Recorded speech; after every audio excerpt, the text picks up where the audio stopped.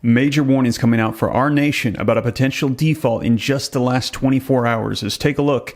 Yellen says June 1st is a hard deadline for raising the debt ceiling, and she says we will not be able to pay our bills, and they're going to have to pick and choose who does not get paid. Take a look at this clip really quick. So there will be bills on what you're saying is, if the debt ceiling is not raised, you'll allow a default on some debt if Congress doesn't raise this debt ceiling. Yes, and many people, including Have you decided many which credit bills? Rating agencies. Have you decided which bills those are going to be yet? We also have obligations to seniors who count on Social Security, our military that expects pay, contractors who've provided services to the federal government, and some bills have to go unpaid. There will be hard choices if that doesn't occur.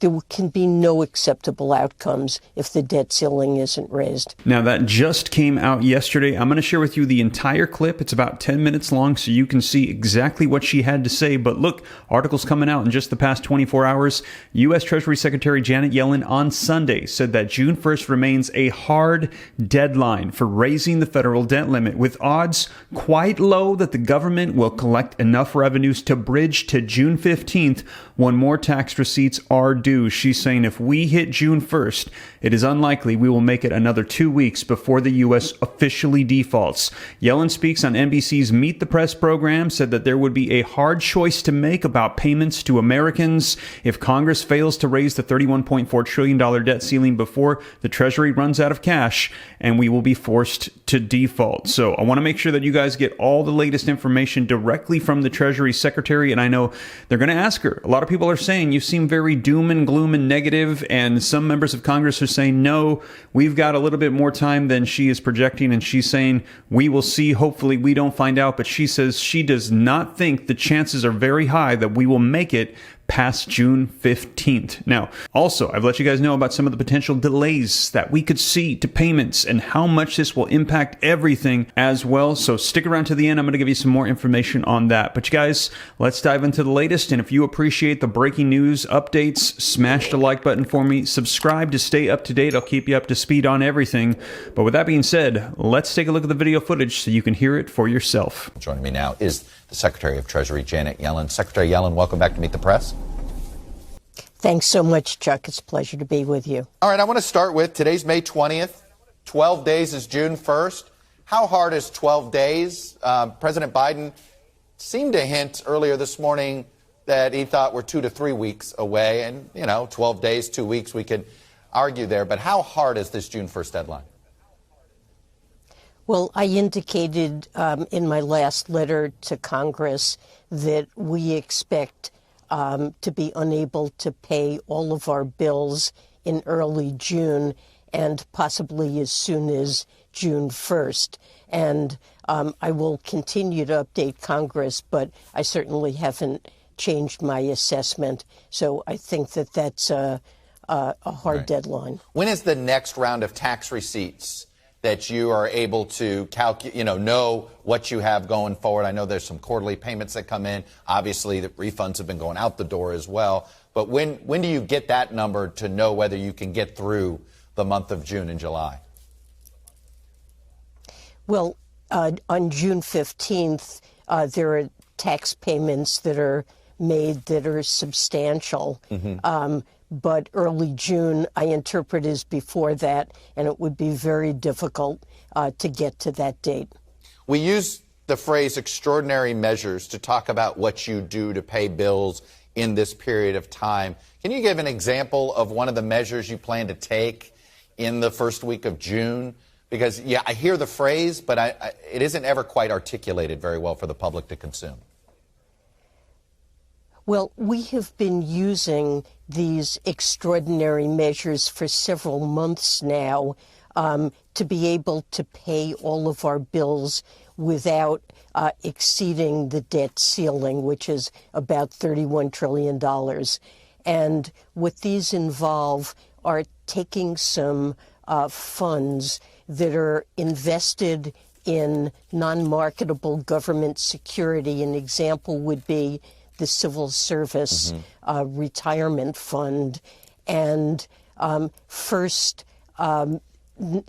taking inflows that would normally be invested in non-marketable securities and leaving it in cash, because those securities we would typically issue would count toward the debt ceiling.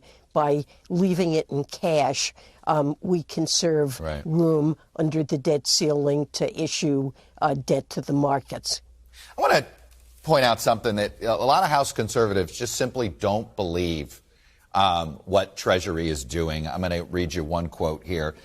Some conservative Republicans have said for months that they felt Treasury Secretary Janet Yellen had exaggerated the risk of a default in June in a bid to put pressure on the House Republican majority. She's going to play it out now, saying it's a crisis. The day is here, said Rep. Ralph Norman, a member of the Freedom Caucus. What do you think you could do to convince Congressman Norman that this early June deadline is real? Well, Treasury has a long history of informing Congress about how much cash and headroom we have under the debt ceiling, and we take pride in the credibility of the forecasts that we make. I would point out that the Congressional Budget Office has recently indicated that they expect that early June is will be a problem. And forecasters on Wall Street who look at information daily on our cash balances and resources agree.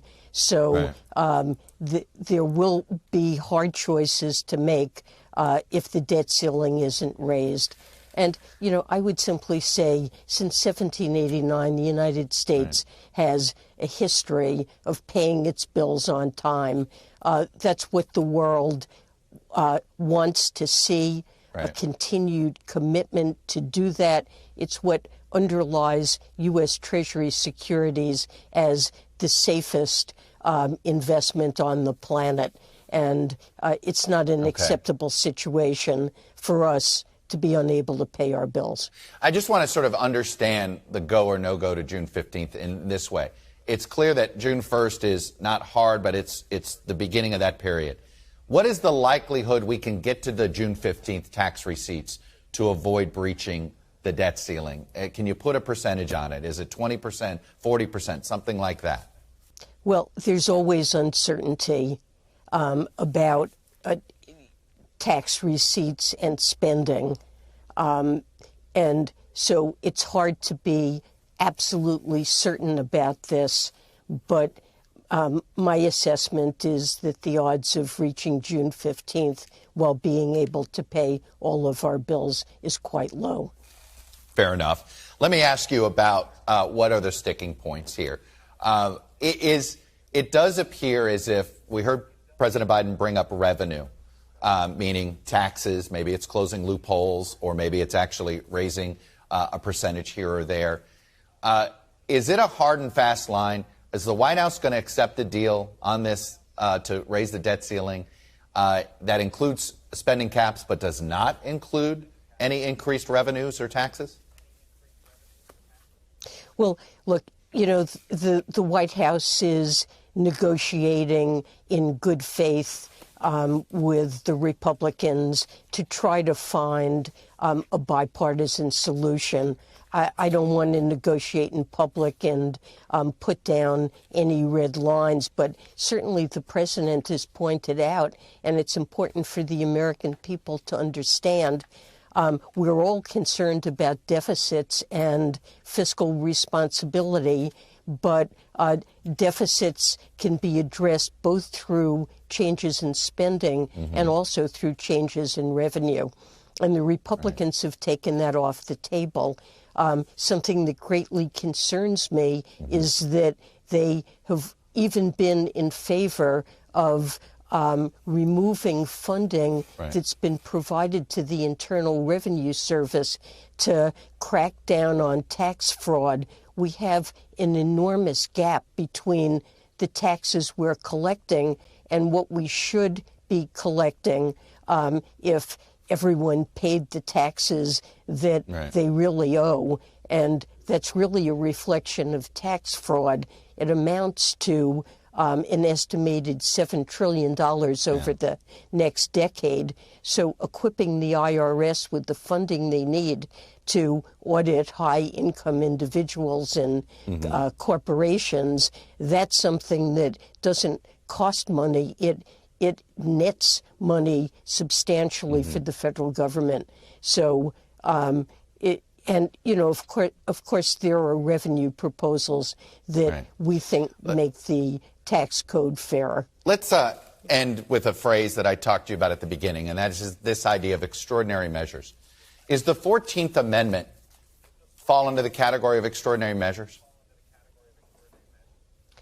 Well, extraordinary measures is used in a different way, but there has been much discussion of the 14th Amendment. And as President Biden said, I believe this morning, it doesn't seem like something that could be appropriately used in these circumstances, given the legal uncertainty around it and given the tight time frame we're on. So my devout hope is that Congress will raise the debt ceiling. But are you just going to pay all of our bills? If it doesn't happen, okay, and we're at this point, are you just going to sit there and pick and choose? Or why not go and pay and then, you know, it's one of those, are you going to pay all of our debts and essentially let the courts tell us you shouldn't have? I mean, if we breach this debt ceiling, I understand not wanting to use it now, but are we really going to sit there and just let some bills go unpaid, not even trying this? Well, we take the debt ceiling seriously as a constraint on our ability to pay bills that are coming due.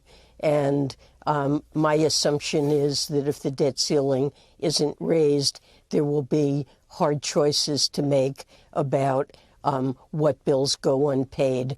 And so there will be bills on what you're saying is if the debt ceiling is not raised, that there's going to be a default on President Biden's watch, even though he doesn't want it, that you're not going to try any other measures. You'll allow a default on some debt if Congress doesn't raise this debt ceiling. Well, there will be some bill. We have to pay interest and principal on outstanding debt. We also have obligations to seniors who count on Social Security, our military that expects pay, contractors who've provided services to the federal government, and some bills have to go unpaid. So there will be some bills unpaid if the debt ceiling is not raised.